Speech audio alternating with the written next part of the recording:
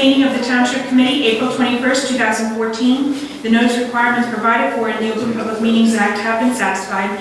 Notice of this meeting was properly given by transmission to the Asbury Park Press, the Star Ledger, the Independent, and the Tuber Times, and by posting at the Middletown Township Municipal Building and filing with the Township Clerk on June 10, 2014.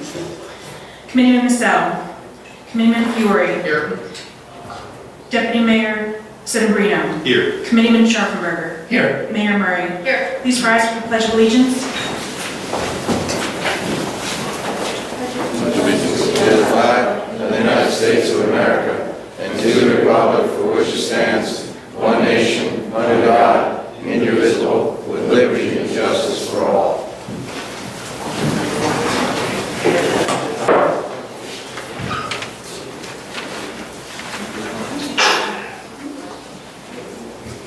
At this time, I'd like to ask for a moment of silence to honor the troops serving worldwide, defending our freedoms, constitutions, and way of life.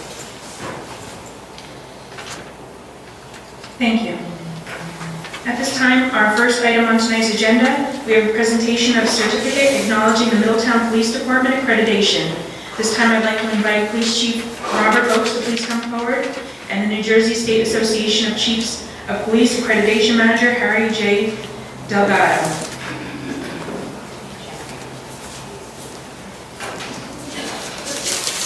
Good evening, everyone. If you would indulge me for a few minutes, I actually have very good news. I've come here to finally declare that we have one of the best police departments in the state of New Jersey and perhaps even nationally. The police department was accredited very recently. Accreditation status represents a significant professional achievement. So it's not just the presentation of the certificate tonight, but rather the culmination of a long process, because that is what it is. Police agencies seek accreditation as a way of assuring the public that the agency meets the highest standards for professionalism, training, and discipline. Accreditation is a progressive and time-proven way of helping law enforcement agencies calculate and improve their overall performances. The foundation of accreditation lies in the adoption of standards containing a clear statement of professional objectives. In the state of New Jersey, it's 100 standards.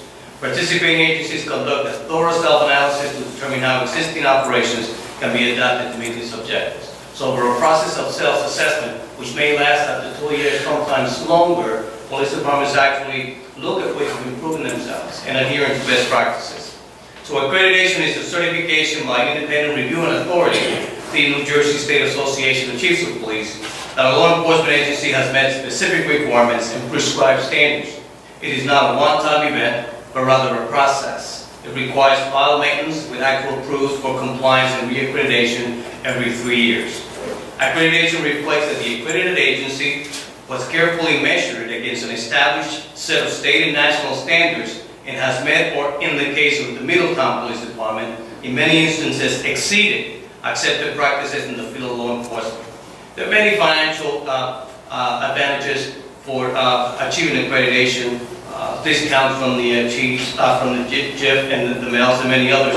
But I'll go more specifically about some very tangible benefits that we can discuss briefly. Accredited agencies are better able to defend against lawsuits and citizen complaints. It's very important. Accreditation provides objective evidence of an agency's commitment to excellence in leadership, resource management, and service delivery. It sets them apart. Government officials can be more confident in the agency's ability to operate efficiently and meet community needs. Accreditation embodies the precepts of community-oriented policing. It creates a forum in which police and citizens work together to prevent and control challenges confronting law enforcement and provides clear direction about community expectations. Accreditation standards give the chief a proven management system of written directives, sound training, clearly defined lines of authority, and routine reports that support decision-making and resource allocation. Officers in accredited agencies, as I see many of them here tonight, are able to take pride that they have been objectively recognized for their professionalism and adherence to the highest standards. We have two critical pieces. There's many critical in the report, but there's two that always come to mind in that report. And one of them is how does the community actually feel about the agency? And they actually call in, They write me nice letters, sometimes not so nice letters, and they send me emails. And I'm proud to say that in the case of the Middleton Township Police Department, all the feedback that was obtained from the citizens themselves was very positive. There were no issues found or solutions that could not be addressed right during the on-site. And so therefore, the New Jersey State Association of Chiefs of Police and the New Jersey Law Enforcement Commission congratulate Chief Robert Oates, Accreditation Manager Deputy Chief Darren, I'm going to kill your last name, I'm sorry.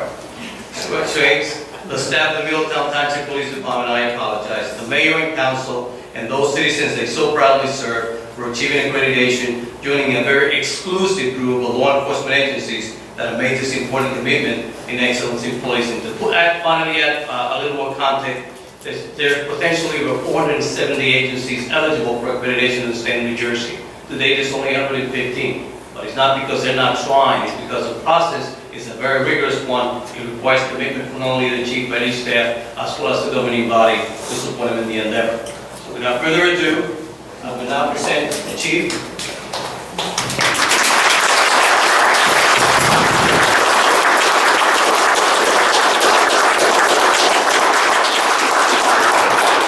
Certificate of accreditations, clearly that reads, having fulfilled all of the accreditation standards as established by the New Jersey State Association of Chiefs of Police, is hereby awarded this 3-year certificate of accreditation on March 20, 2014. Chief, congratulations, you've earned that. Thank you very much.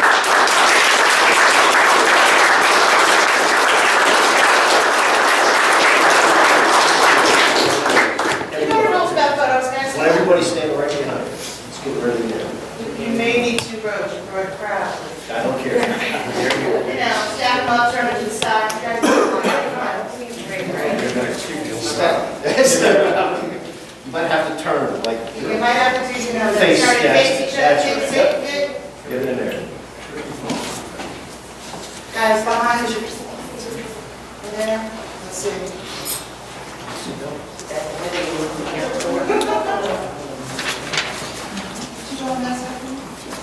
I apologize, you look lonely over there.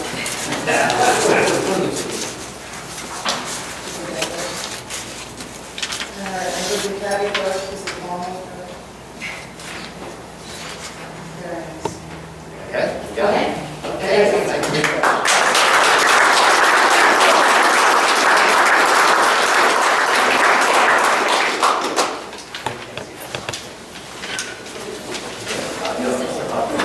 Well, let's, and why don't you just continue with it? Oh, yeah. We're not gonna- This is not home. That's a good campaign shot.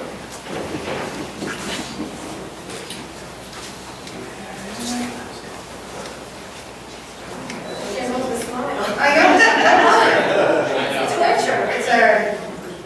It's our, yeah, I'm the one who doesn't smile. as I said, you smile all night, I have to make You it just possible. say You know, when we started this process 18 months ago, you know, it was a whole conceptual idea how we were going to progress. And one of the things we did was we decided we were going to make what we call an internal accreditation team, which we involved each superior officer, sometimes 2 superior officers, from each entity within the police department, from the detective bureau, traffic, service bureau, from administration, and naturally all the deputy chiefs and myself were on the committee, obviously. And because you know what, you can always delegate accountability, but you can never delegate responsibility, so you can never let it go. And one of the things we did was we involved everybody in it, and every time we got a group of these policies, we sat down, we ripped them apart, everybody got their say about how it was going to be done, and then after we got done, we sent it to the collective bargaining units, the PBA and the SOA, and they would get their input. And if they came back with something, then we kind of worked it out between us, and we came to a consensus, and we had policies put in place. So all I can say is that it was a great team effort. There was no one person here. But if I had to say that we relied on one person, I would say the person we relied on mostly was Deputy Chief Sweeties. He was our accreditation manager. He had the accountability of making sure it all got followed through and all put together. So without any further ado, I want to present him with a special recognition award for his hard work. And I'll tell you a little funny story before I did this today. Come on up, man. You know, one of the things you do, you talk about, he asked me a little while ago if I talked to his wife today, and I said, matter of fact, I did. I actually sent his wife a text message, said, give me a call, but don't tell your husband. That's terrible when you do to someone else's wife. But I had to talk to her, so she called me right away. She said, what's the matter? I said, nothing's the matter. I said, I wanted you to be there. I didn't want you to, I wanted to surprise him. So Darren, I really appreciate what you're doing.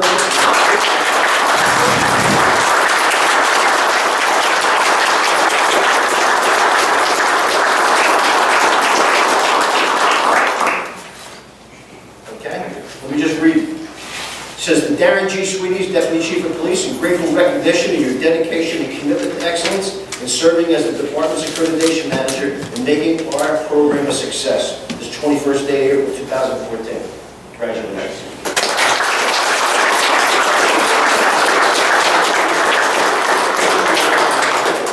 For starters, I'm glad my wife didn't say, who is this? So.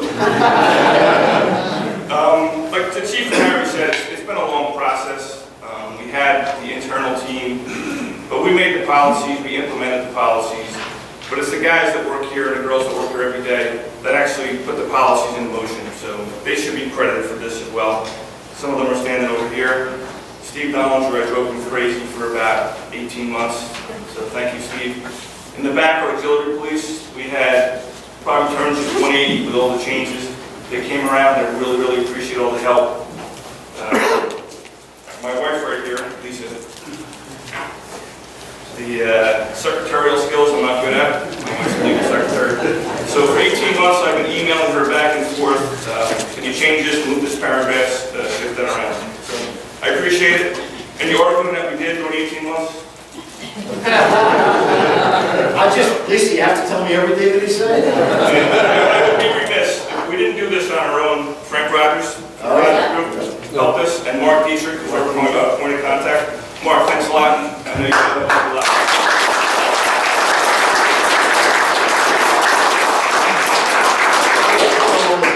Mayor, I'd like to present you with the Middletown Police Accreditation Challenge going on. You have to look up, that's for you. And I have one for each of the committee members.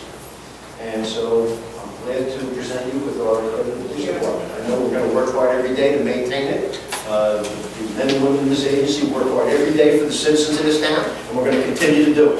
And now we're accredited. We were looked at by an outside agency, and they put their stamp of approval on us, and we're going to live by it. So I appreciate it. Thank you very much.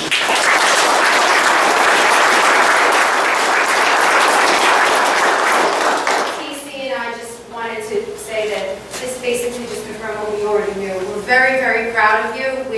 This is a coveted and a very distinguished status for our police department, and like I said, it's what we already knew. We have an extremely professional team, and we're very grateful for all of you and all the work that you've done. So congratulations. And with that being said, we're going to declare Police Week this year. So I'm just going to, read the proclamation.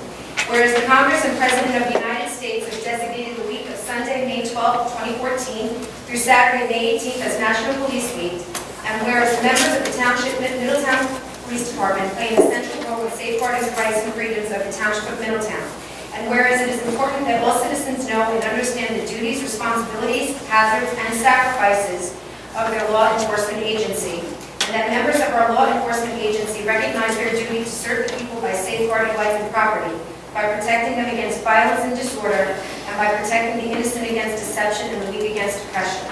And the men and women of the Middletown Police Department unceasingly provide a vital public service.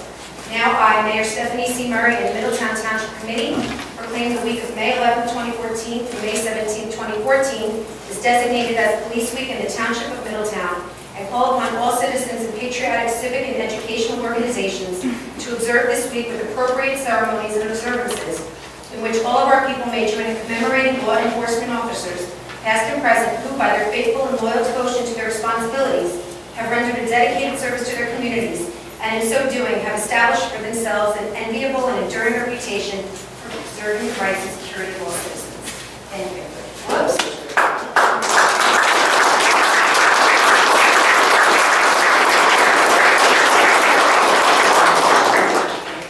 Okay, regarding Police Week, I know it's been advertised in the newspapers during that week. You can call up and call my administrative assistant, Mrs. Logan. at 732-615-2039. And you can set up an appointment for a tour of police headquarters. We culminate Police Week on Friday with a memorial service for those officers that have gone on, who have served and have passed on to a greater life. For those that don't know, Police Week was founded in 1962 by a joint resolution of Congress, and it was a way to actually honor those who lost their life in the line of duty. It's kind of been expanded upon since then. It includes all officers who have gone on at that point. So I appreciate your support, and if anybody would care to have a tour, please call Mrs. Wilkie. Thank you very much.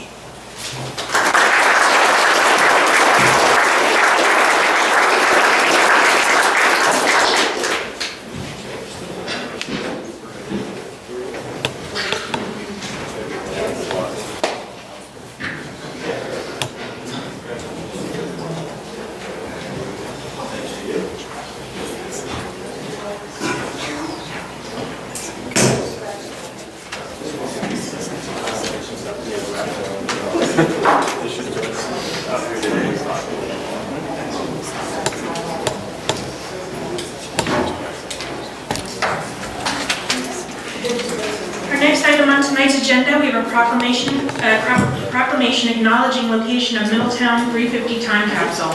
This time I'd like to invite Historic Preservation Commission President Linda Maresca and Recreation Director Janet Dillette and Arts Center Director Maggie O'Brien.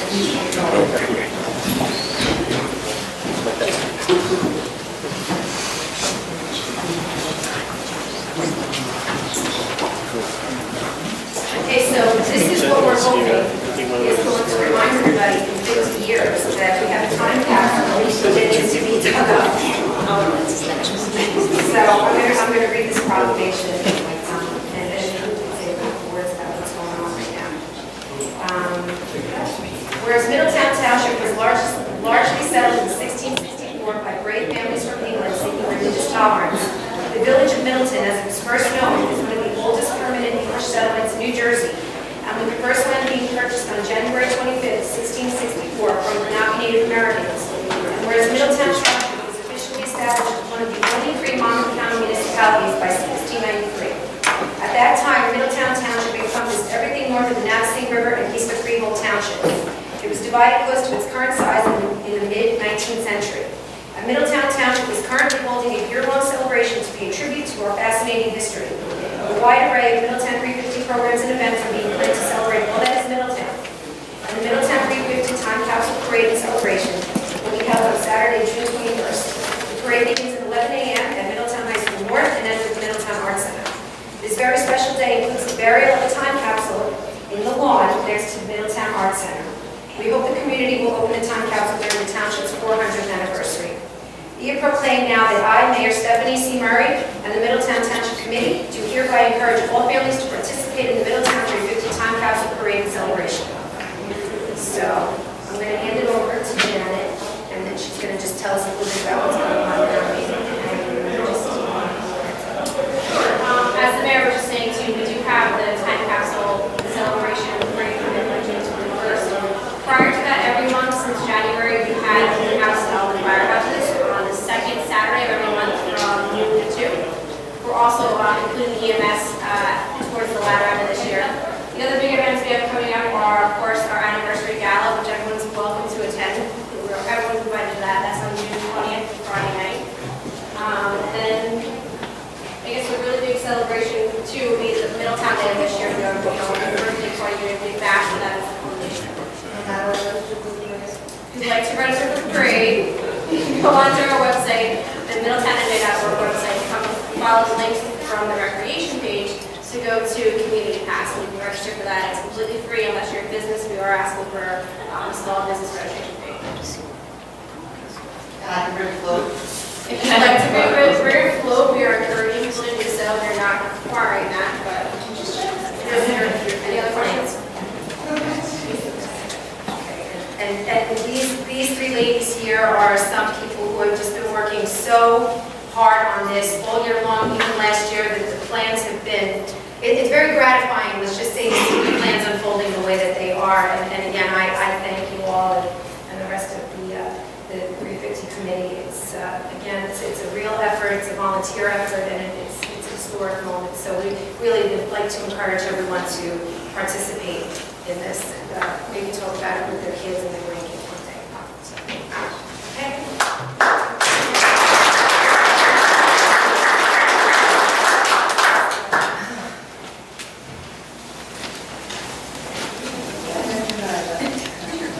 okay.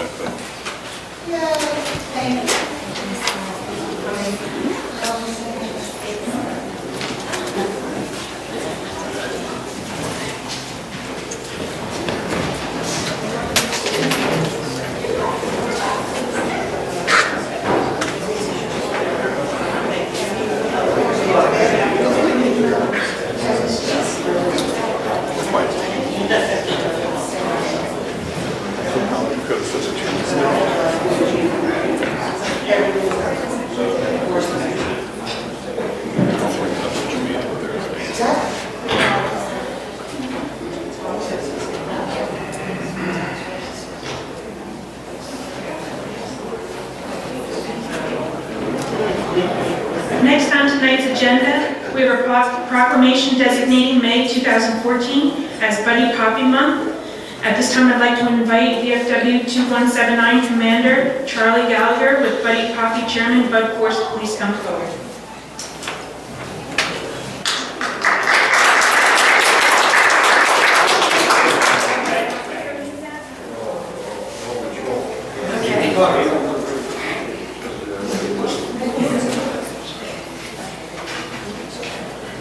Buddy Poppy Month, May 2014. Whereas the annual distribution of Buddy Poppies by the Veterans of Foreign Wars of the United States has been officially recognized and endorsed by governmental leaders since 1922. And Buddy Poppies are assembled by disabled veterans, and the proceeds of this worthy fundraising campaign are used exclusively for the benefit of disabled and needy veterans and the widows and orphans of deceased veterans. And the purpose of the sale of Buddy Poppies by the Veterans of Foreign Wars is eloquently reflected in the desire to honor the dead by helping the living. The 2014 Buddy Poppy Drive is being held during the month of May, and the Middletown VFW 2179 and its Ladies Auxiliary promote the sale of Buddy Poppy through programs, hospital visits, and parties at the Menlo Park Veterans Facility. They distribute the funds raised to the individuals living there. And we urge all patriotic citizens to wear Buddy Poppy as a symbol of gratitude to the men and women of this country who have risked their lives in defense of freedoms which we continue to enjoy as Americans. Now I, Mayor Stephanie C. Murray, and the Middletown Township Committee, do hereby proclaim that May 2014 is Buddy Poppy Month in Middletown Township. We hereby urge the citizens of this community to recognize the merits of this cause by contributing generously to this invaluable program.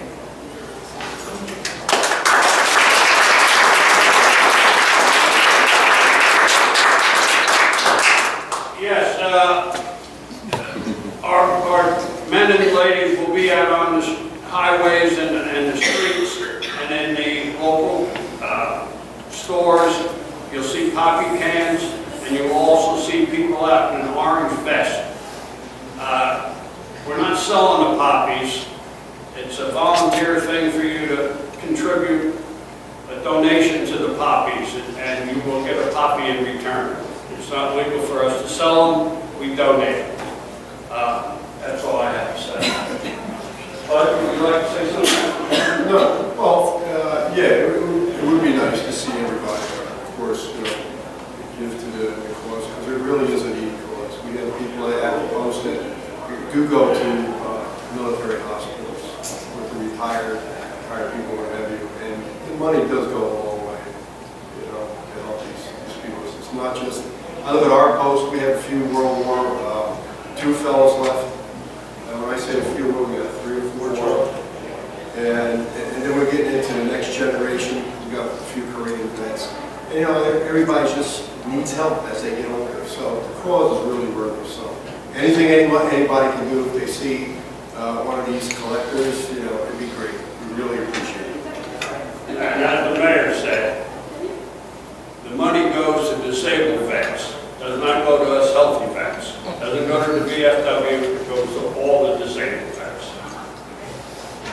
Now, shift to the center and take a lovely picture for me. And that's the entire month of May now. That is the entire month of May.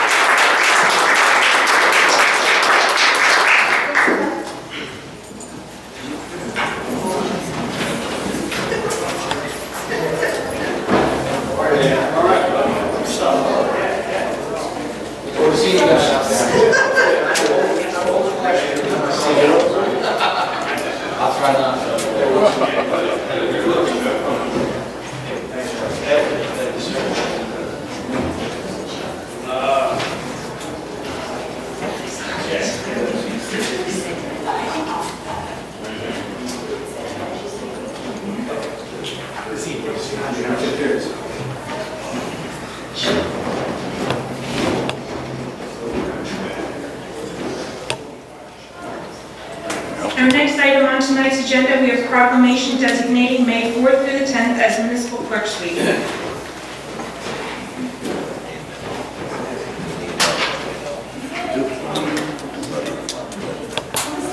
Okay, I'll be out there.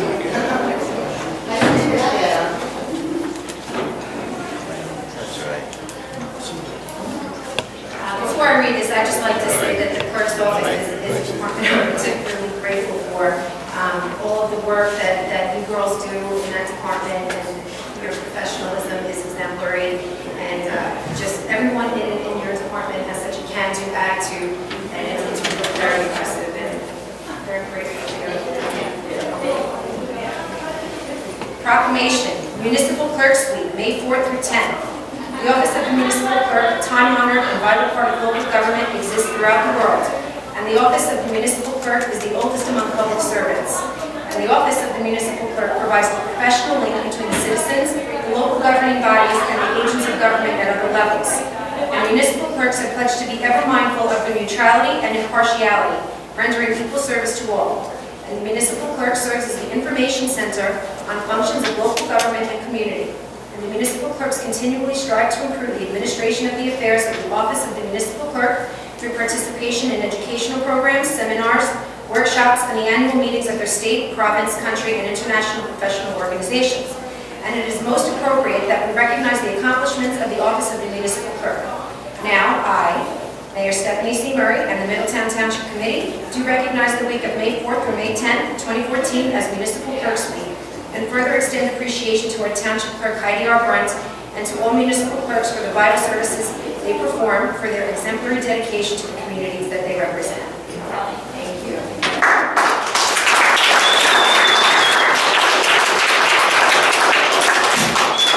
I just want to thank the Township Committee, the Mayor, for recognizing the position of the Municipal Clerk and the Office of the Township Clerk with Deputy Clerk Melissa Hessler and I. Just so people are aware, we wanted to let everybody know that we'll be available during this week and of course throughout the entire year to speak at any kind of local organizations, schools, and to do civic clubs, anything you need to talk about what type of government we have here in Middletown, how to contact the government in Middletown and make sure that you're helped in any way you possibly can.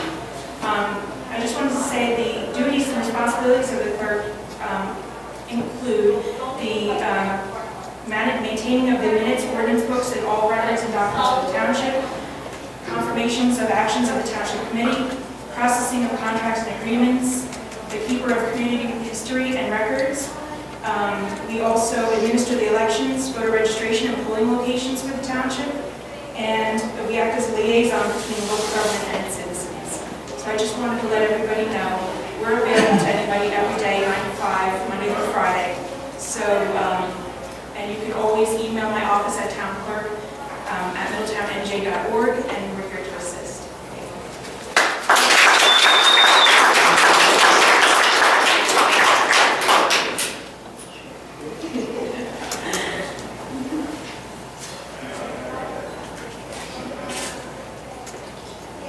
Thank you. Take the walk, take the walk.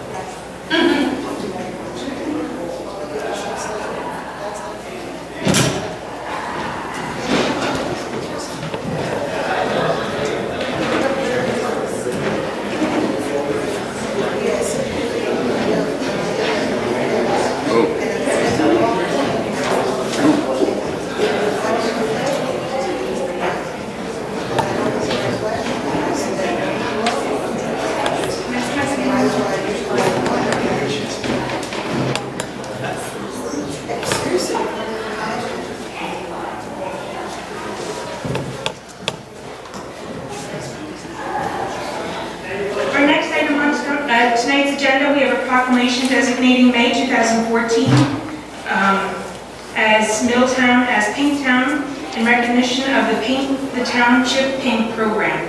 At this time, I'd like to invite Caitlin Coyle and Noah Carpenter from Meridian Health to please come forward.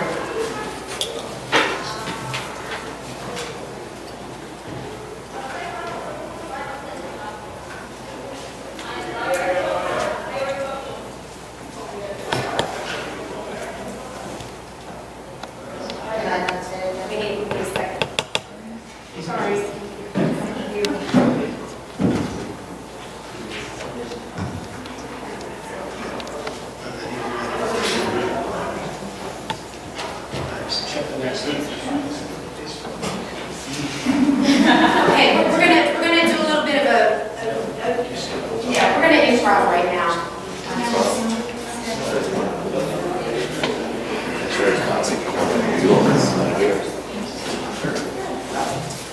On behalf of Riverview Medical Center, Bayshore Community Hospital, Meridian Health in general, and Paint the Town Pink, we'd like to thank the town, Middletown Township, for becoming Pink Town during the month of May. Breast cancer is one of the most important factors for women's health today, and by raising awareness for mammography and raising money to help women pay for mammography, Paint the Town Pink aims to eliminate that. And we thank the township for supporting us in that effort. And I will be pink on the town hall. So we're very excited about that. We found a proclamation. Paint the Town Pink 2014. Whereas breast cancer is the most common cancer among women in the United States, other than skin cancer, and the chance of a woman having invasive breast cancer sometime during her life is a little less than 1 in 8. The chance of dying from breast cancer is 1 in 35. And the National Cancer Institute estimates in the United States that more than 200,000 women will be diagnosed with breast cancer this year, and about 40,000 people will die. Only lung cancer accounts for more cancer deaths than women. And research has shown that the taking advantage of early detection methods such as mammography and clinical breast exams could help drop the cancer rate by as much as 30%. And Meridian's Health Town Pink initiative returns to our area during the month of May to raise awareness of the importance of breast cancer prevention, detection, and treatment. The goal is to encourage all women aged 40 and over to have their annual mammogram to raise money to provide mammography to uninsured and underserved women within our community. And therefore, I, Mayor Stephanie C. Murray, and the Middletown Township Committee, do hereby proclaim that Middletown Township also be known as Pink Town during the month of May in support of this important initiative. We encourage all residents to help raise awareness about breast cancer by supporting activities and programs such as Paint the Town Pink.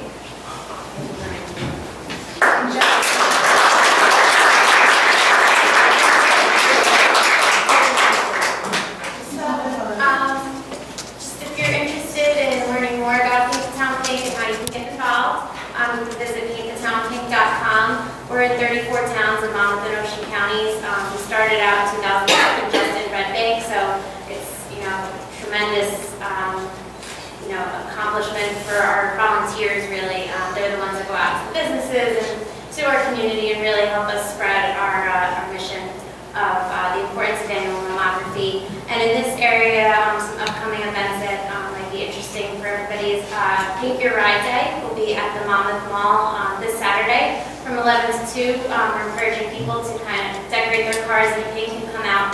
We'll have some kids' activities, and then we're going to have a contest for the pinkest car. We'll have some cool prizes, and then we'll also be doing tons of events throughout the month of May, including physician panel events, so educational things, as well as lots of family fun activities. So, thank you.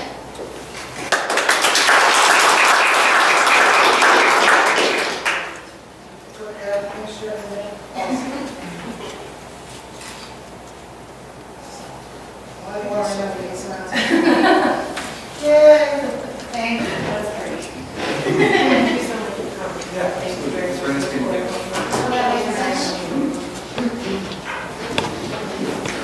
very much. Thank you. Thank you. Thank you very much. Thank you. Thank you. Thank you. Dress up.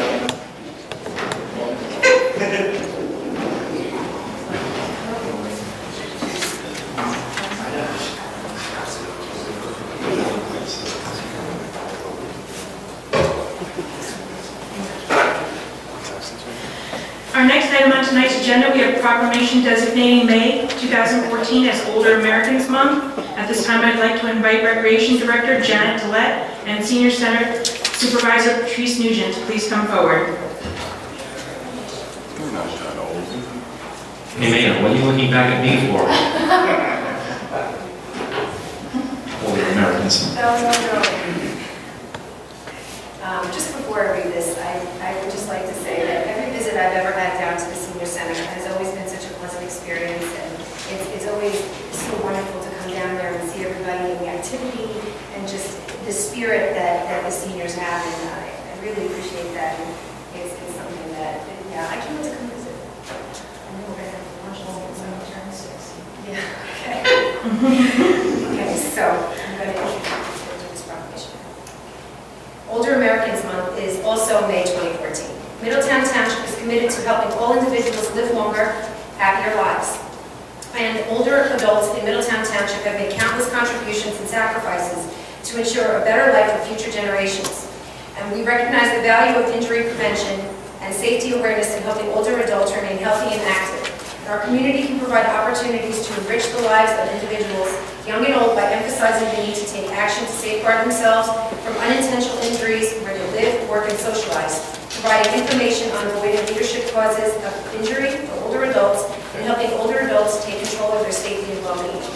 Now, therefore, I, Stephanie C. Murray, and the Middletown Township Committee, do hereby proclaim May 2014 to be Older Americans Month in Middletown Township. We urge every citizen to take time this month to recognize older adults and the people who serve and support them as powerful and vital citizens who greatly contribute to the community.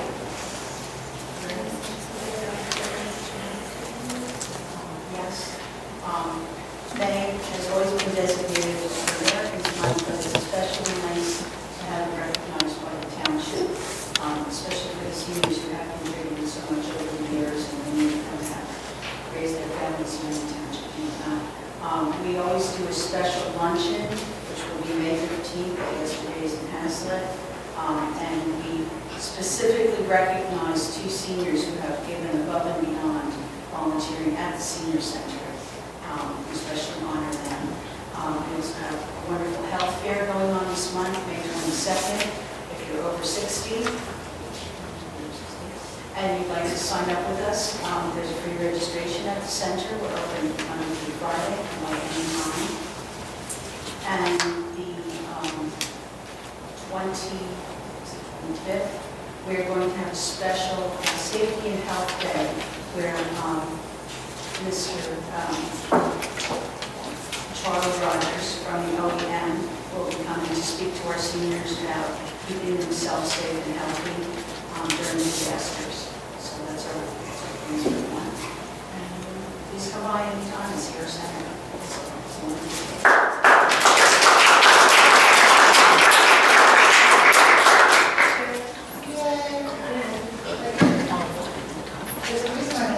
Oh, yeah.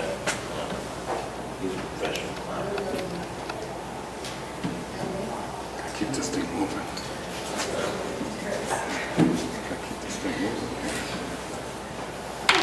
Pull me up for Older Americans. What do you think? Last one. No, say hi.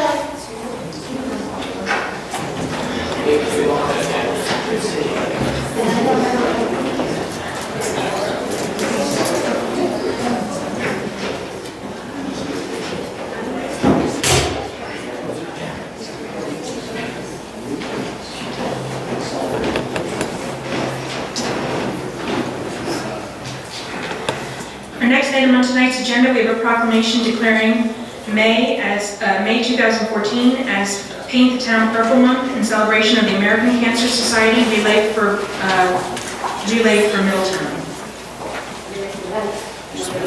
Thank you.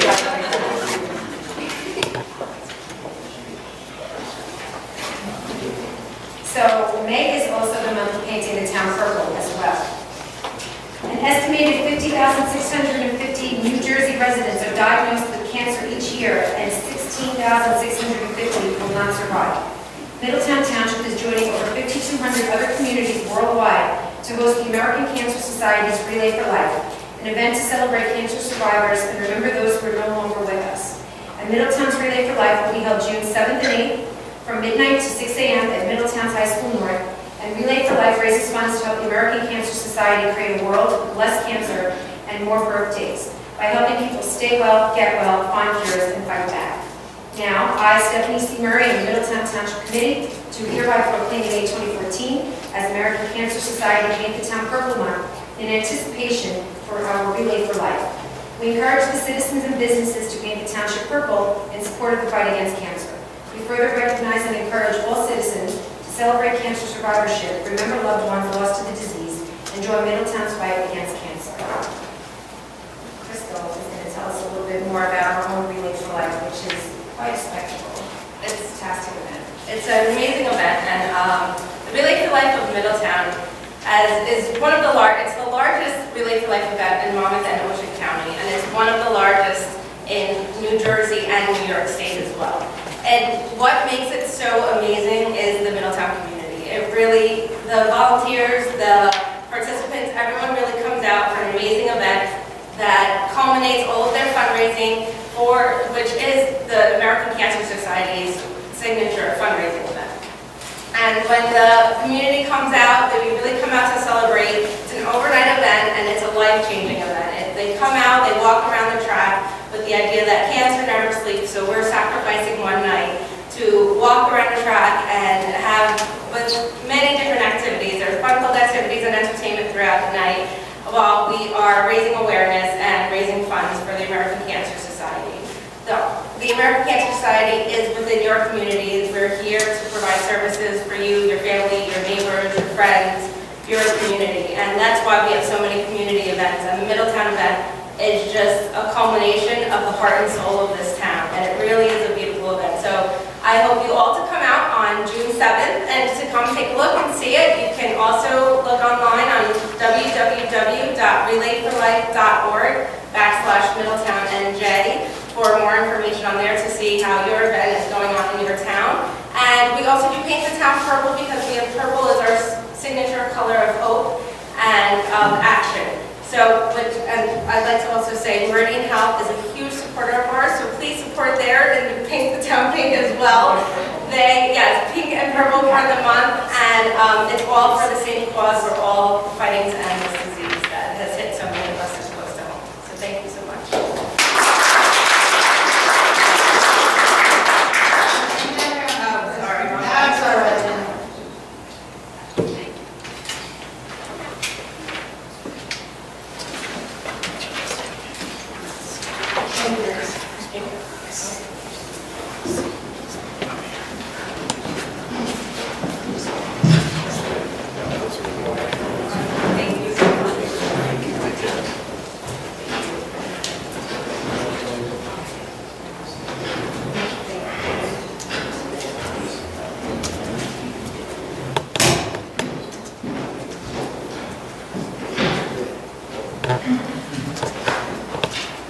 Our last item on the agenda for certificates and proclamations, we have a proclamation declaring National Day of Prayer as May 1st, 2014.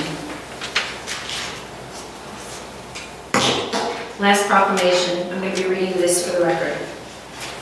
Day of Prayer, May 1st, 2014.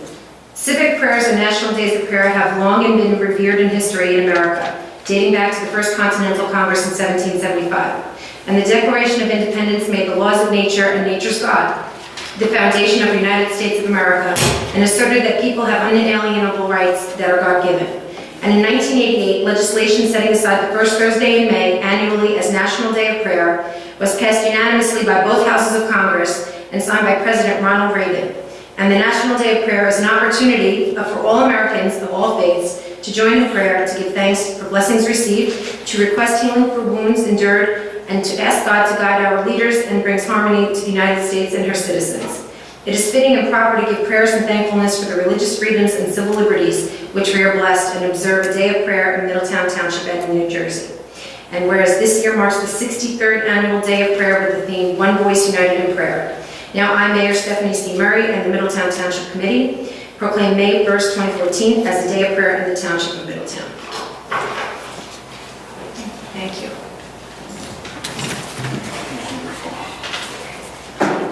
Our next item on tonight's agenda, we have approval of minutes for January 6, 2014 reorganization meeting. Motion to approve.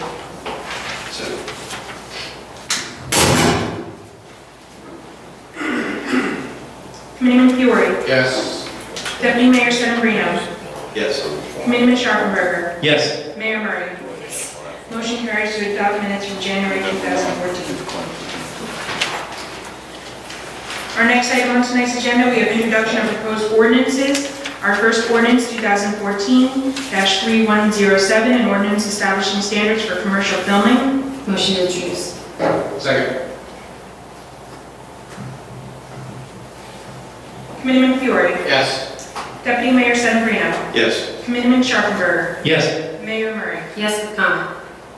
Motion carries to introduce this ordinance on first reading, with a public hearing to be held. Would it be the second meeting in May? Okay. For May 19, 2014. Just briefly, I'd like to comment on this ordinance. This is a practical, common sense measure that we're looking to do. We are not the only town with such an ordinance. It's really something with the rise of the popularity of reality TV shows and the ability just to film anywhere. This is something that's a matter of public safety, and God forbid there were ever any costs incurred. That should not be something borne by the taxpayers. So this is really just a common sense measure in the interest of public safety and for the protection of the taxpayers. So just wanted to make that comment. Thank you. Our next ordinance for introduction, we have 2014-3108, an ordinance authorizing application for municipally approved farmland preservation. Motion to introduce. Second. Committeeman Fiore, Yes. Deputy Mayor Sedambrino, Yes. Committeeman Sharpenberger, Yes. Mayor Murray. Yes. Motion carries to pass this ordinance on first reading, with a public hearing to be held May 19, 2014. At this time, I'd like to ask the Township Committee to adopt a consent agenda, which would include resolutions 14-121 through 14-138, including bingo and raffle and volunteer firefighter applications, and removing resolution 14-136 for a separate vote. Can I also ask if we could remove 14-137 for separate vote also? Okay. Motion to adopt consent agenda. Committeeman Fiore, Yes. Deputy Mayor Sedambrino, Yes. Committeeman Sharpenberger, Yes. Mayor Murray. Yes. Motion carries to adopt consent agenda. This time we have resolution 14-120, a resolution authorizing payment of bills for April 21st, 2014. So, Second.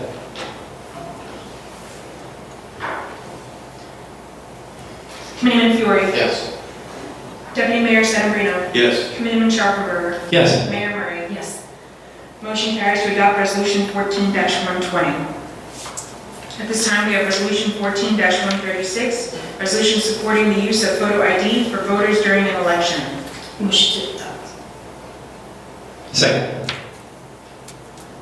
Committeeman Fiore, Yes. Deputy Mayor Sedambrino, Yes. Committeeman Sharpenberger, Yes with a comment. Mayor Murray. Yes. Motion carries to adopt resolution 14-136. Okay, I just want to make a quick comment on this resolution, and I don't know how many folks had a chance to look it over, but it's one of those things that you just have to shake your head and wonder why we even need a resolution to show photo ID when you go to vote. And in researching this, I compiled a list of some of the things that you need photo ID for. To buy liquor, to buy cigarettes, to pick up mail, to get a library card, to get on a plane, to get into Disneyland, to apply for food stamps, to apply for welfare, to apply for Medicaid and Social Security, to buy a cell phone, to rent a hotel room, and this is my favorite, to purchase nail polish at CVS, you need a photo ID, but you don't need a photo ID to go and vote. One of the most important sacred acts you can undertake as a citizen. And it's just mind-boggling that there are folks out there who oppose this. It makes absolutely no sense. All the arguments are lame and bogus. And the only conclusion you can come to is that people don't want people to have to prove who they are. When they go for some reason, let's call it what it is. I think they want to be able to cheat. And this is the one way to stop cheating, like we saw it happen in North Carolina, where they did an audit of the last election, and there were 35,000 fraudulent votes that they traced, including several hundred dead people, and it's just ridiculous. So I'm hoping that this takes off. I know several states have adopted it. It should be a national policy, it should be a no-brainer, and hopefully this will get the conversation started. Thank you very much.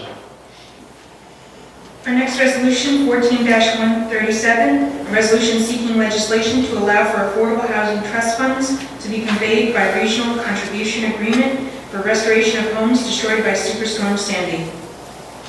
Motion to adopt. Second. Committeeman Fiore. Yes, with comment. Deputy Mayor Sedambrino. Yes. Committeeman Schaffenberger. Yes. Mayor Murray. Yes. Motion carries to adopt resolution 14-137. Committeeman Fiore. Thank you, Mayor.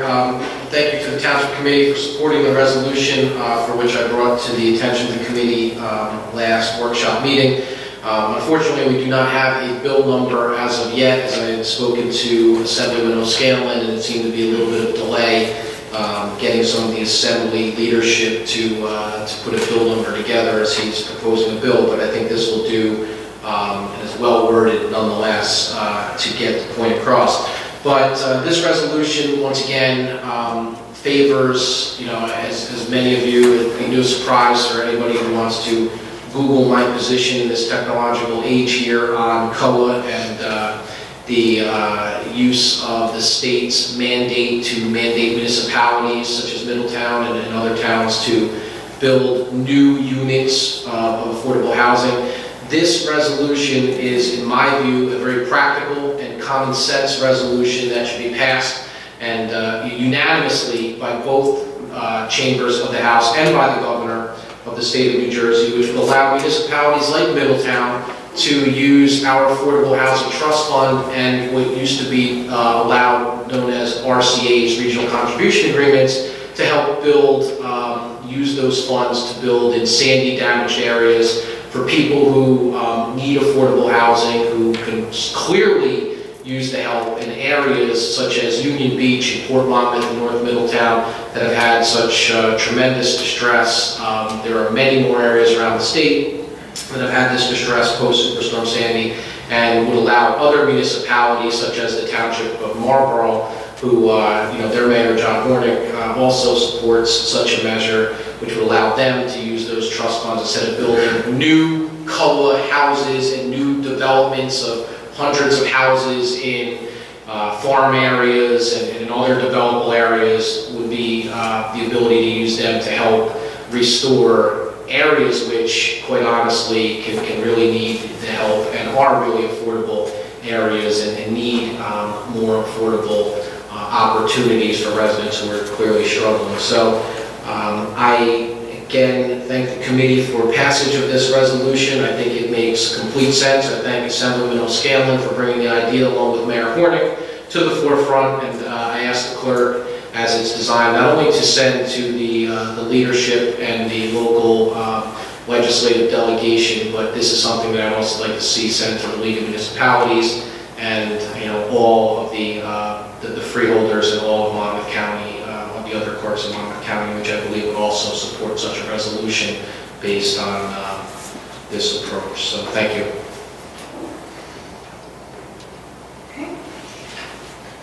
The next item on today's agenda, we have a public hearing on Resolution 14-106 for the 2014 municipal budget. Are there any members of the public wishing to speak to Resolution 14-106? Acknowledge. Ms. Now.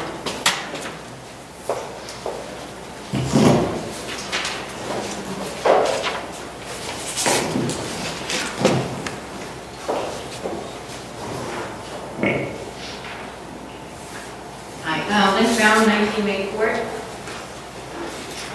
And I have quite a few comments. I don't know if you're limiting the time tonight, so I've highlighted a few to get through them.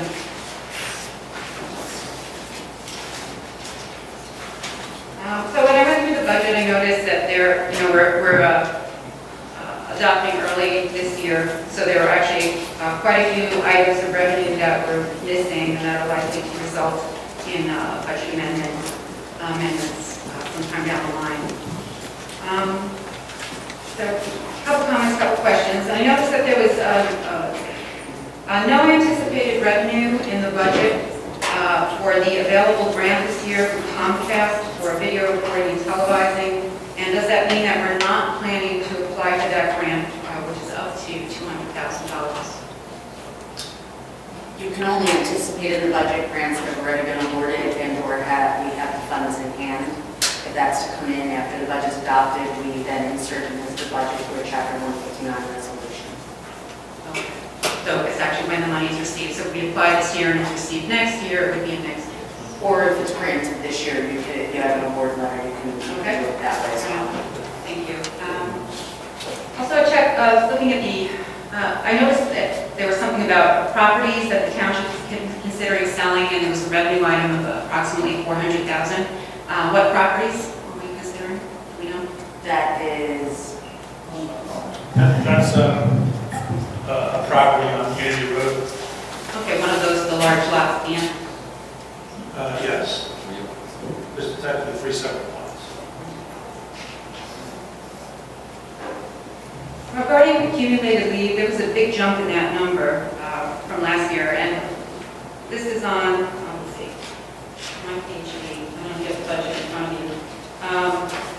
I'm looking at sheet 3C and sheet 17. So one thing I noticed on sheet 17 is that last year we had budgeted quite a large amount of money, and that we ended up reserving the bulk of it. So I'm just wondering about that, why there's a need to, I guess I have a concern that we're over-reserving for that line item. Well, if you look on sheet 3C, our total liability is quite large. And therefore, we raise an amount each year. The amounts that are reserved can go into a trust fund reserve that'll help offset those costs as people retire. So therefore, the funding becomes available, and you try and smooth out that funding. So it's for the purposes.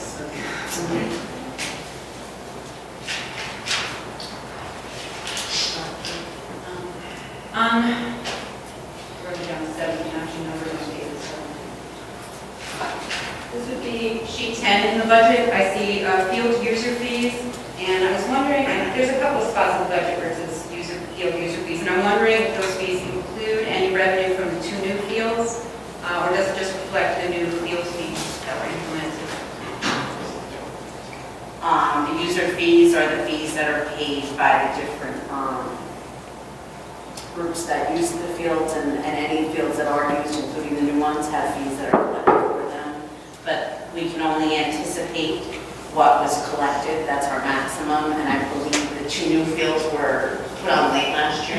In other words, what we anticipate is what we collected last year, so the new fees will probably add a little bit to that this year. Okay. We can't anticipate that. But the fees include, I guess, I'm talking about the 2 fields that were built at the schools.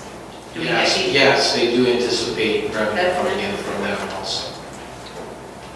I also, looking through this quickly, I did not see any revenue anticipated from recycling. I did see recycling tonnage grants, and I'm not sure that's the same thing. We get money from recycling cardboard.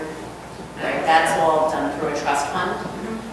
That's not in the budget, that's done separately. If you look at the last page of the budget, there's things called dedications by rider, and that's one of the items, is a recycling trust fund, so all of those revenues go in there. Costs that are for recycling are also charged against that trust fund, but it's done separately from the actual budget where it's raised through taxation. Okay, thank you. And just a couple more questions. Notice there's the last couple of years there's a little bit of change in the budget, and on page would be sheet 3B. You actually list some numbers, the healthcare numbers in the upper right-hand corner. It's listed as growth. You have both the 2013 and 2014 numbers, gross healthcare costs. Right. Can I just confirm that that's paid? Those are paid amounts? No, those are budgeted amounts. Okay. You're going to have to explain that one to me, because paid? I'm wondering if this is billed, the amounts that are actually billed by providers when you say. No, this is what we've put into the budget. We look at 2014, the gross cost that we're anticipating having to pay in 2014 would be the $10,132,000. Gross paid. Right. And that is reduced by the employee contributions. All right, so it is paid, I just wanted to verify that. And I'm sorry, I'm not going to be allowed to finish, I'm concerned I'm going to hit a timeline. There's no time limit. What time of it on board?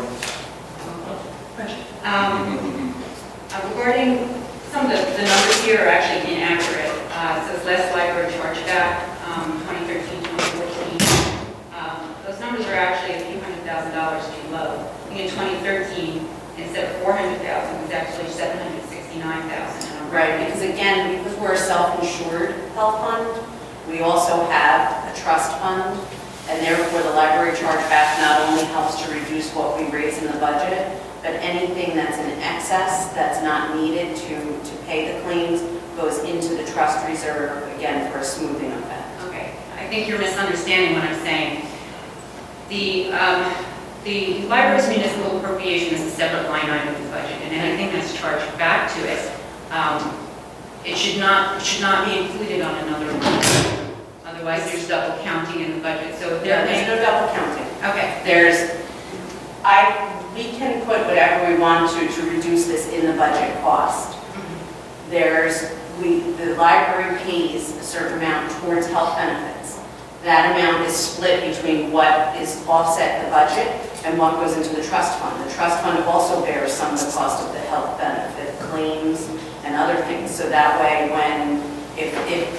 because we're self-insured, it's not a set premium for the year. We don't know going in exactly. I understand that. I guess what's a little bit new to me here, when talking about the trust fund, I don't really understand that. Right, and that's what I'm trying to explain. So that way, once the claims, if we run out of money for what we budgeted, it then reverts to the trust fund. So the library chargeback not only helps to offset the costs each year in the budget, it also helps to build the trust fund reserve for the years that we have to go into that to pay claims as well. Yeah, but shouldn't that number be accurate? I mean, It is accurate. It is accurate. It is accurate. This is a no. It is 100% accurate. Okay. So you're saying this shouldn't necessarily be exactly what they pay. This can be some portion. Right, because this is just the impact on this budget. On this, again, this is the taxation portion of it. The trust fund itself also bears the costs of health claims. And the library chargeback is used not only for the part that's raised in the budget, it goes into the trust fund as well to offset the claims that are charged there. Okay. I guess I have to do a little bit more research on that. That's a bit of a concept I'm not familiar with.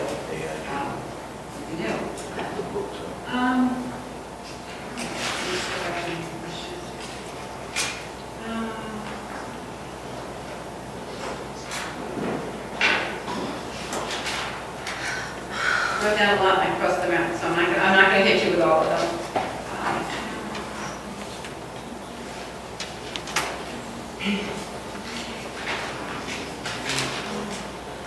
The one thing I did not see in the budget, again, it could be on the line item I didn't recognize. In a lot of past budgets, there was a line item for deferred school taxes, which, there's no guarantee that's going to be on the budget, but I didn't see it on this one. Is it something that we're anticipating? That wouldn't be in a budget. That's something that you do prior to budget introduction. That's an accounting thing that ends up hitting the balance sheet of the town. Increases your surplus, which then you can use to help offset some of the costs of the budget. We haven't done it this year. I can swear in past budgets it was actually in there, so I don't know. I'll have to go back and look. Okay. That's it for now. Thank you very much. Thank you. Are there any other members of the public wishing to speak to 14106? Seeing no other members of the public, I move to close public comment. Second. Committeeman Fiore. Yes. Deputy Mayor Severino. Yes. Committeeman Sharpenberger. Yes. Mayor Murray. Yes. Motion carries to close public hearing. The next item on tonight's budget, we have Resolution 14-107, public hearing on the 2014 solid waste budget. Any members of the public wishing to speak to Resolution 14107? Seeing no members of the public, I move to close public comment. Second. Committeeman Fiore. Yes. Deputy Mayor Sedambrino. Yes. Committeeman Sharpler. Yes. Mayor Burns. Yes. Motion carries to close public hearing on 14-107. Do you have Township Committee comments? Committeeman Fiore. Thank you, Mayor. A few comments this evening. I've already made some of them, so I will not repeat them, but wanted to once again thank the administration and our new CFO for putting together a budget in extremely expedient time frame this year. A budget that was introduced prior to the end of April is a really good practice that we've been doing for the last few years. And also in a budget like ours, a sometimes Herculean task with the size of this municipality and all the things that can happen, can be assumed, and the variables that go into play. So thank you to the administration and the CFO for doing a fantastic job in such a short period of time. So thank you. Just one other comment this evening off the top of my head regarding the GPS system for township vehicles. That is something that we awarded this evening a contract for, and something that I believe will pay extreme amounts of dividends as not only we do future budgets, but also look at the efficiency and the effectiveness of some of our most vital DPW functions and other functions that we manage throughout the municipality, such as emergency management, fire, and public safety.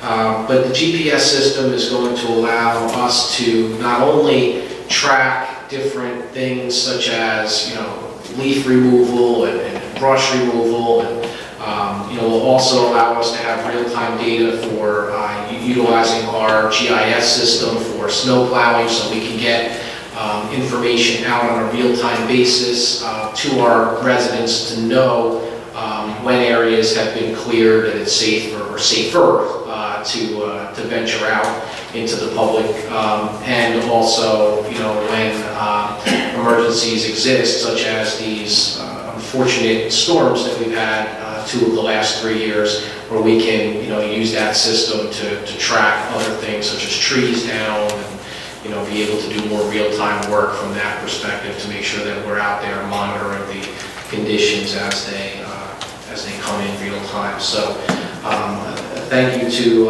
all that work, MIS, DPW, the administration, and my colleagues on the committee for putting that together. And I think in combination with our emergency operations center, we now have one of the most, I think, highly sophisticated systems out there that's going to really elevate our ability to get information out to our residents real time. So thank you. Other than that, Mayor, just the last comment I'll make, because it was a late meeting the last time and you weren't there, but regarding the resolution that was asked by Dr. Scharfenberger regarding the voter ID, I will just also just end with the same comment that I made to end the last meeting, which you weren't here for, which is to quote Governor Byrne, who just turned 90, I think a few weeks ago, who I believe was quoted to say, when he dies, he'd like to be buried in Hudson County so he can continue to vote. So thank you. Thank you. Dr. Scharfenberg. Thank you. Just a few things. I had the good fortune to attend a ribbon cutting of a new business, which has been sort of a frequent occurrence around here, which is a good thing. And it's a learning outfit, learning facility for kids with learning disabilities. So it really was an interesting setup. They walked me through the whole process, and it's going to be a great addition to Middletown's very diverse and lengthy educational tradition here. And I think it's going to fill a nice void for kids with autism and other learning disabilities. So really great thing. They're right on 35, and we wish them a long and prosperous existence in Middletown. The accreditation for the police department, and I don't know how many people really understand it. I know I didn't understand that much of it, but I was invited out last year, I believe it was, when the inspectors came through for the final inspection of the equipment, the facilities, and you know, there are a lot of the policemen out there. It really is pretty impressive. And it's a fairly grueling process you have to go through. They don't just hand out accreditation very easily. So it's really something to be very proud of. We're very proud of the police department for having gone through this successfully, and it really is something for all of us to be proud of. And it will pay dividends in a lot of ways, not the least of which some financial benefits. So we're really looking forward to that. The VFW, and I wasn't going to say anything about this until I saw my friends Buddy Forrest and Charlie Ferguson here earlier, but I tend to go to a lot of VFW events, and they really do so much for the community. I mean, they never really forget the less fortunate veterans, certainly the disabled veterans, and this is a big thing for them. I know that, you know, this month-long program they have. So I think it's important for everybody to get out and support them, and I have to make my kids out of their earnings and their caddy money always give some money to the veterans and have them appreciate what they've done and what they continue to do for us. And last, I will say a hearty thank you and congratulations to the great work on the budget. When you change personnel in a position like CFO, you're always a little bit anxious until you see, you know, the ship has been righted. And I can say, you know, without trepidation, it really has been a very smooth transition. We are thrilled. Colleen, you did a great job, and you know, as the administration as a whole has done. So it's really something we're relieved and happy about. So, and that's all I have to say. Thank you very much. Deputy Mayor. Thank you, Mayor. A couple items. When the Chief Oaks mentioned with regard to the accreditation, he mentioned the number of towns that were accredited versus the number of eligible towns. And it struck me as a very small percentage, which is less than 1/3 if I listened properly. And essentially what that does is that continues to maintain the Township of Middletown and the great work of the police department, the administration, the deputy chiefs, as one of the leaders in the state of New Jersey, and that's what we want to continue to be. So we certainly congratulate the chief and his administration for that fantastic accomplishment, and understand again that it is not something that all police departments achieve, nor try to achieve, but only the leaders of the state do. So thank you once again, the chief and the administration as well. The second item is I do want to extend thanks to Committeeman Fiore with regard to bringing to the committee's attention the Affordable Housing Trust Fund transfers by RCA and working with Assemblyman O'Scanlan. This is a fantastic item to advance, and it truly shows that Middletown and other similar towns are in fact affordable towns as they were. And the third item, I'm sure everyone was looking at all the resolutions very carefully, and they bypassed completely Resolution 14131. Well, 14131 is for a hot patch machine to repair the potholes. This allows now that we've received bids to acquire this machine, it allows the Department of Public Works to repair the potholes more expeditiously, quicker, faster, and they last longer. So although I know you weren't particularly looking for that resolution, it was there. The town's now received that bid, and it allowed Public Works to expedite our infrastructure repair a little faster. So with that, Mayor, thank you very much. Thank you. I'm going to be quick tonight because I think we've heard enough out of me. One thing I'd briefly like to mention is a few weeks ago, Committeeman Fiore and I went out to Sandy Hook to watch the fire department pipeline drill. It was a very, very impressive undertaking that our fire department led, basically setting an example and including other Bayshore fire departments as they created a pipeline that extended, I think it was close to a mile long, and our OEM was also out there, and they just did a tremendous job. It was a very impressive thing to see, setting up this pipeline where there wouldn't be any water, to be able to put it on fire. So it was very impressive. The other thing I'd like to mention is we had a Volunteer Appreciation Week evening last week, and we did have the week proclaimed at the prior meeting. And we were able to show some gratitude for the over 200 volunteers that we have appointed on boards and committees, which is very, very impressive. And as I said before, volunteerism really is the hallmark of Middletown. I think I'm going to start, I did visit the schools. I was fortunate enough to be invited to several of the schools last week and the week prior to talk to the kids about municipal government. Fairview was one of those places. Thank you, Tracy, for inviting me down there. The kids really ask such intelligent questions, and it's very important that our young folk really understand municipal government, because a lot of them really don't understand the way things work. And it was very impressive, and again, very interesting to see the way they view government through the eyes of a child. So very grateful for that. But I'm going to end there, and I'm going to say happy spring, and then I'm going to open up the meeting for public comments. So is there anyone from the public who would like to make a comment? Okay, I'm going to go with you first. And just your name and address for the record. Tracy Lewis, 45 Main Terrace. And just a side note, thank you very much for coming to Fairview School. They actually took your autograph and we had to copy it, and they were going to sell it. So I thought that was really cute. Less than zero. That was adorable. So. Let me know if there's a market. Really, really nice day. I'm actually calling regarding a four-way stop locally over at Market Street in Patterson. This is the intersection that goes right into Bodmin Park. Market Street is very heavily populated when there's baseball games going on. People once in a while speed on that road, but unfortunately it's quite often that they speed. It was over a year ago that I started talking to Jerry Scharpenberger regarding it. We were talking about speed bumps. We talked, I came to your office, we spoke at length regarding it. Then we decided to move on to maybe a stop sign. I spoke with Ted Maloney regarding that. We've spoken a few times. Spoken with Deputy Chief Weber. He's in charge of traffic. And we came down to, I know it's going to be too hard to change the speed limit, but putting a four-way sign there, four-way stop sign there, was something that, with your engineering experience, you'd be able to approve. We're hoping to have another Fairview Community Concern meeting, and I'd like to say how the status is. After we met at Fairview, he said, give me a call anytime you want. And just that afternoon when I came home, I got a phone call from someone over at Traffic who actually is trying to get that four-way stop to go through. I understand that now it's gone to, it's in your hands now.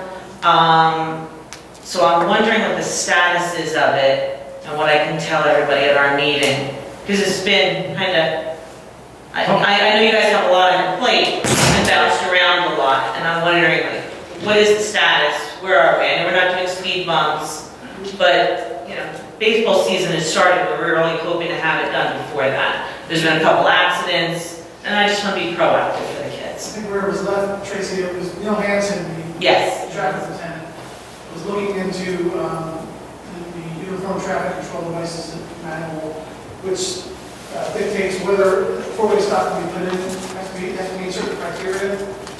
It doesn't meet the traffic count criteria for vehicles, but he was looking into whether it would need to count the conditions of Pedestrians and bike traffic. It's a bit of a special case in that area. There's so much foot traffic and bike traffic.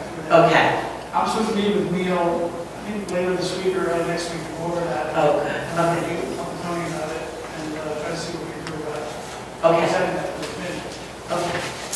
We're still in the earlier stages of it, but that, we kind of thought we couldn't do it for the traffic, until he opened and found some stipulations that we can do about it. Just wondering, if you wouldn't be able to do it on Market Street, why is Patterson able to have it? Because that's even less traffic.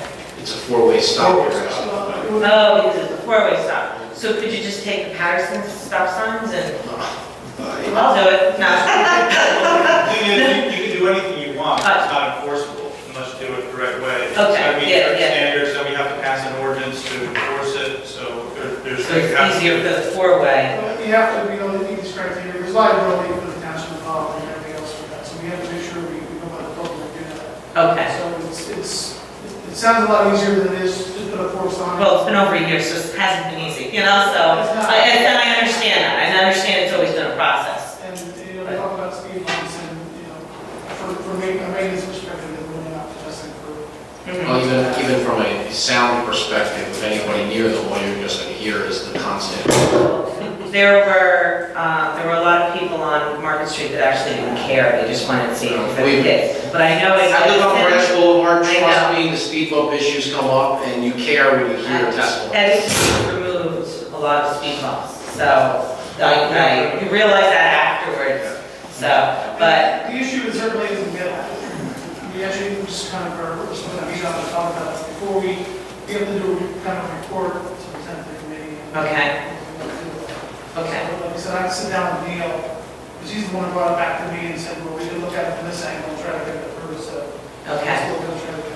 Okay, well, that's what, when I was talking to Neil, that's when he said, email you, so that's why I went to that next step. So I'm glad that it's still moving forward and it hasn't stopped. So thank you very much. Are there any other members of the public wishing to speak? Yes. Hello. John Valencia, 30 Arrowhead Court. A few comments on Trinity Hall or questions? I know there's been a lot of issues with this whole security, particularly the fact that not everyone can fit into this building, into this room. This was brought up several times. Actually, we've had conversations where it was mentioned that we were going to get a bigger venue such that people can listen and hear the issues and be able to comment, and that never happened. I guess my question is why, and are we looking at this issue for the future use?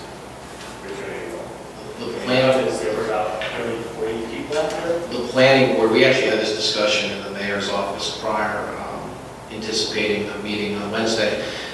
The township committee doesn't have the jurisdiction to change the meeting. The planning board has a chairman and a leadership board. Only the planning board chairman, and I believe, correct me if I'm wrong, Tony, the planning board chairman and has the authority with advice and counsel, obviously, of the planning board attorney to move a meeting venue, and then it would have to be properly noticed. So the concerns were allied to the planning board per the request of the couple people that have come and had those concerns, which we share as a governing body.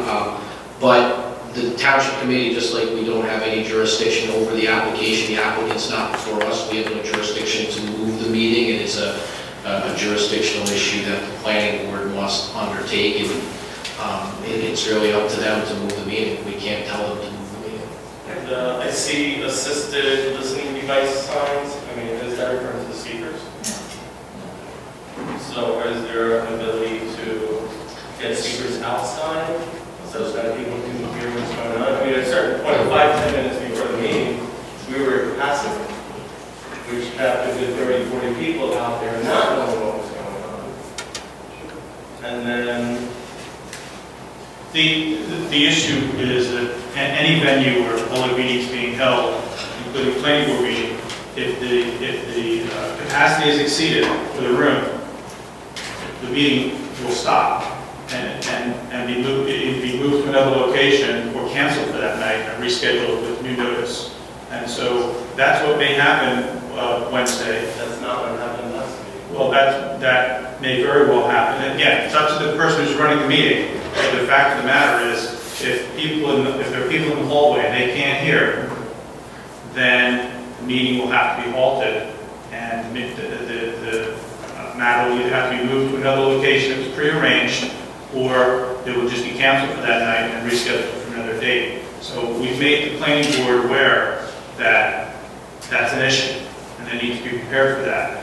And all I can do is bring it to their attention, and I have. So I'm hopeful that they'll come up with a solution to either find another location, or should the capacity of this room be exceeded, they may have to move the meeting, adjourn the meeting, and then move to a larger facility and reopen the meeting that night. So I'm hoping they're making contingency plans to do that. Because this was an issue before, it's not new to them, and nothing was done. Actually, people were precluded from coming in. People had to listen from 20 feet out. Didn't know who the expert witness that was, being cross-examined, didn't know what questions were already asked.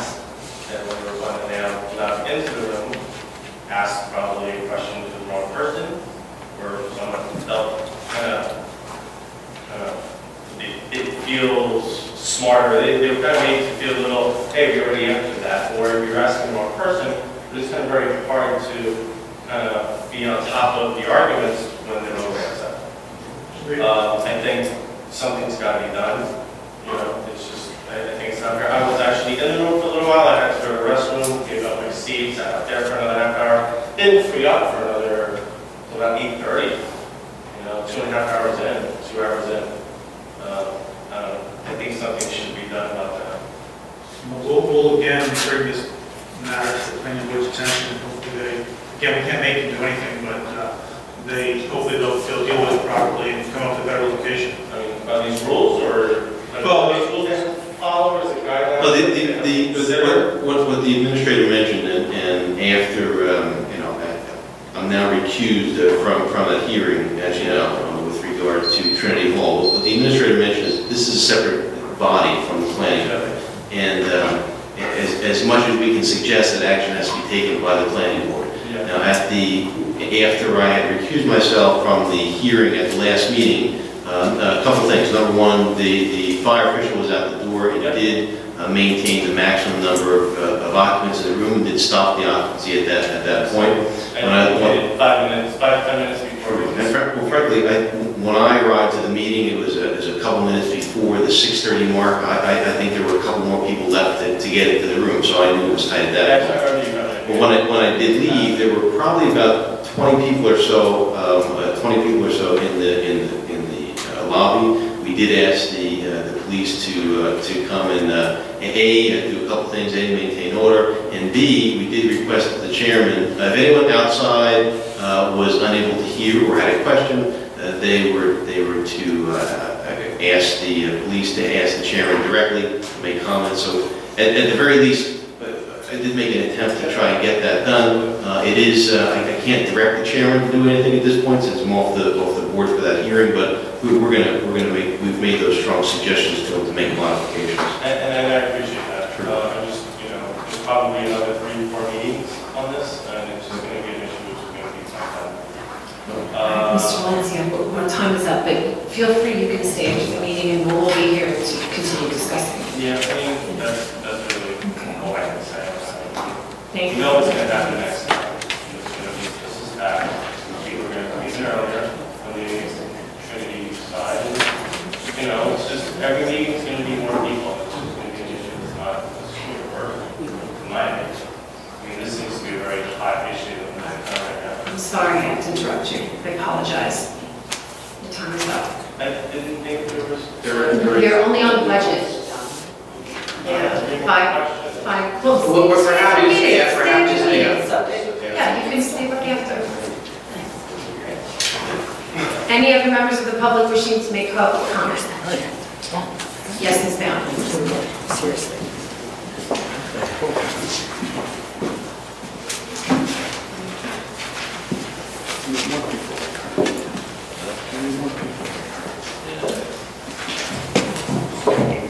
Hi, Ms. Bound, 1984. Comments? First, I wanted to comment on what Dr. Sharpenberger said. You mentioned a recent survey. I read about that as well. The 35,000 figure that you quoted kind of stuck out in my mind. I believe it was the same study that you read about. And you mentioned this North Carolina audit that 35,000 were found to have committed fraud. Well, if you read into that study a little bit more, it said that the study or the audit included statistics that were not necessarily indicative of fraud. For example, the statistics counted persons who had dual registrations, which does not mean that those persons voted in 2 places. More likely, they just moved and registered in the town that they moved to, where it takes time for the other registration to be removed from the roll. So that does not mean that they voted twice, which makes those statistics very suspect. But in any case, my concern, I guess, about a law that would require voter ID, photo ID, is not so much the law itself, but the manner in which it's implemented. We've had other jurisdictions that have tried to do this, and I believe whether it was last year or the year before, I don't remember, where courts struck it down because it it was just not leaving enough lead time for people to comply with the law. So, you know, that's my concern, that this be implemented with sufficient lead time, so that people who become aware of the requirement and then have time to comply with it. So, I'm sure you agree that that's true. There should be sufficient lead time. Whenever there's a change in the law, you don't want people first finding out about it when they show up at polls. So that's the goal here. The goal is not to catch people unaware so that they're prevented from voting. So if you agree with that, what do you consider appropriate lead time for something like this for a law to come? I want people to show and prove who they are. I don't care how long it takes. I don't care what. There's a wall full of veterans out there who fight for this country to ensure that elections are fair and honest. This is an unbelievable argument how anybody could contest. You're not answering the question, though. Just let me finish. You asked the question, I'm answering. How you can sit there and contest showing photo ID to vote? I'm saying that people should I don't give care. time to have Pick a people number. there. Throw a dart at the wall and pick a number, but get it done. So sometimes I Do you think, think 3 months, a year, 3 months sounds good. Let's say 3 months, everybody. 3 months? well, sometimes I think you have to look at the whole statistical picture and, you know, from a lead time perspective, I mean, I don't know, 3 months, you know, may be sufficient. I'm sure that the state always gives proper lead time, but when you look at statistics, I mean, yes, there could be a few people that ultimately, you know, you can always argue don't have the proper lead time, but just some statistics that go into voter ID. 46 states prosecute or convicted cases of voter fraud. More than 2.4 million voter registrations are invalid. 1.8 million dead voters are still on the voter rolls. I mean, so it goes on and on. All right, Mr. Fury, actually, I was looking for a Well, specific response. But okay, I'd like to move on. Sometimes I appreciate your comments, but I really need to move on because I'm going to run up against the 5-minute limit. There was one other comment I wanted to make. After I sat down, you know, after the budget hearing, I was thinking about the comment, you know, we can budget whatever we want. And while that's true, I also think that we should strive for accuracy in our estimates, and though they should be admittedly conservative, especially where, you know, we don't want to, you know, it's better to estimate a little high than low, especially on expenses. But I think what concerns me, just looking back at the 2012 budget number for healthcare, according to the town's own analysis for 2012, what we actually paid for that year was roughly 700,000. What we budgeted was actually 700,000 more than what we actually paid, and that's according to the town's own analysis that shows what we paid in total for that year. So, you know, I haven't been able to, that's for 2012, I didn't do the analysis for 2013 yet. This document, which the township typically does to sort of analyze cost or compare its cost, was not completed for the 2013 year. I did recently request it, and I received it, but it was only through July of 2013 and had not been updated, so it should be at this point. So just to finish my point on that, it is very, very short. My concern with a budgeted number being much too large is that we're using it, one, to increase taxation, so we're actually collecting, it's padding the budget, we're collecting more than we need. Okay, Linda, thank you very much. You'll have to save it for after the meeting. And I also don't appreciate that you took a remark that our CFO made out of context. No, She said something and you I took it agree. out of context, I agree. and that's not fair. No, I agree. Okay, but we're done. You can stay after and talk to us. Thank you. Are there any other members of the public wishing to make public comment? Seeing no other members of the public, I move to close public portion and adjourn. Second. Committeeman Fury. Yes. Deputy Mayor Sedambrino. Yes. Committeeman Sharpenberger. Yes. Mayor Murray. Yes. Motion carries to adjourn.